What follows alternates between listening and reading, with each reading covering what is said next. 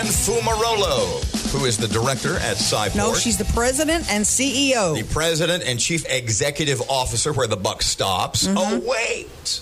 A shortage of bucks. But, follow up. I want to ask you, this is a legislative audit report that has some concerns in it regarding Shreveport financial position. You've been there a while. I have. Is this the worst audit Shreveport has gotten in your time there?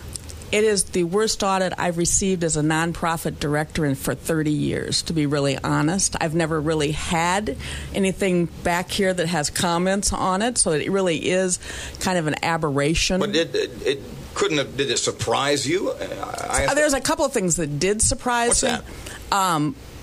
I guess how they had to restate it. There's a restatement of one of our things, but that's not even what we're talking about here, that we had a gift given and it had to be restated that year.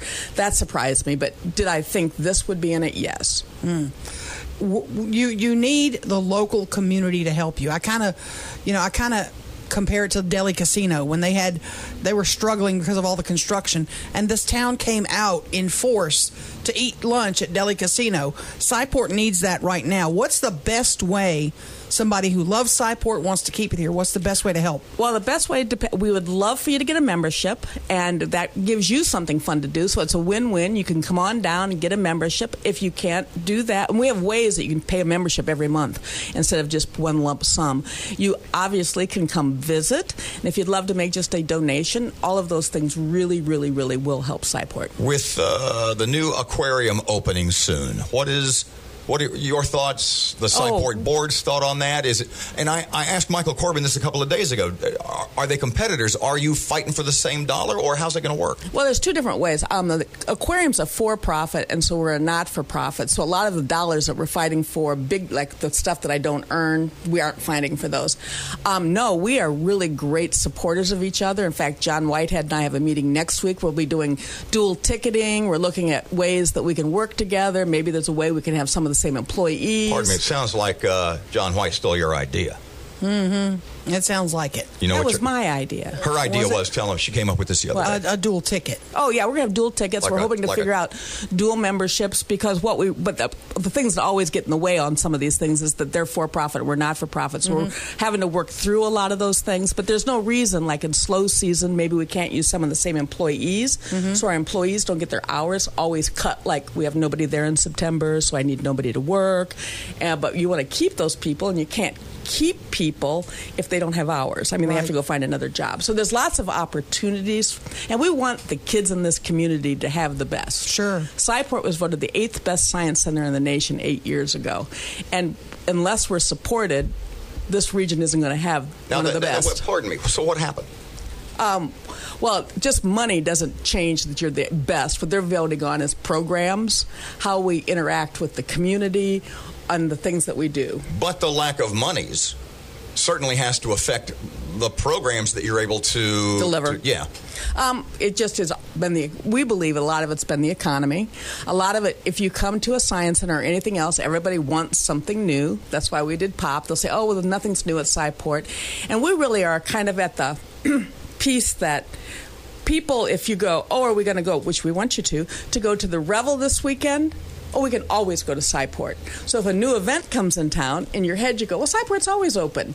And so a lot of those events do pull from our attendance. But we want this community to have a lot of events too. So that's why we participate in most of those events. I'm quoting from the audit again. As of June 30th, 2016, donor-imposed restricted cash on hand should have been $812,000. Actual cash on hand totaled $462, resulting in a shortage of $349,000.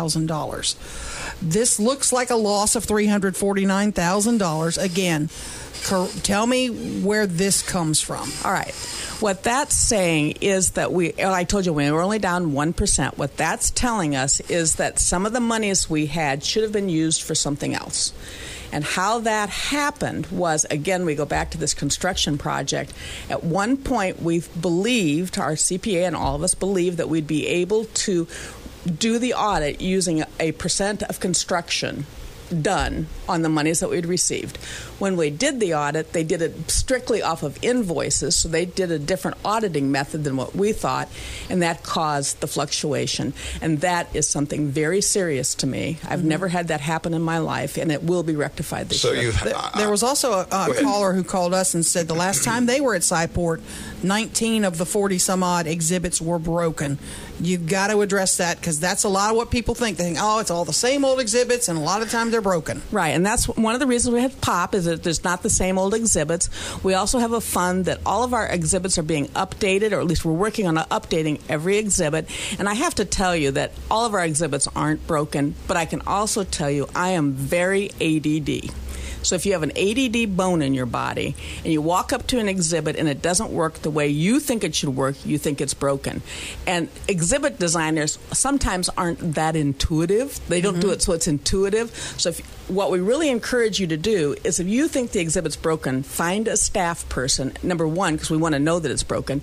Number two, if it isn't, we want to show you how to use it and tell you what the science is. Where are you in a year? Last question of the day. Where are we in the year? We have our 3 busiest months for earned revenue coming in, so we should be good on our earned revenue. Our unearned revenue, we're depending on the public, so our foundations and stuff. So think of SciPort as Deli Casino. Right. Go get in line, buy a ticket, have a great time with you and the kids. Right.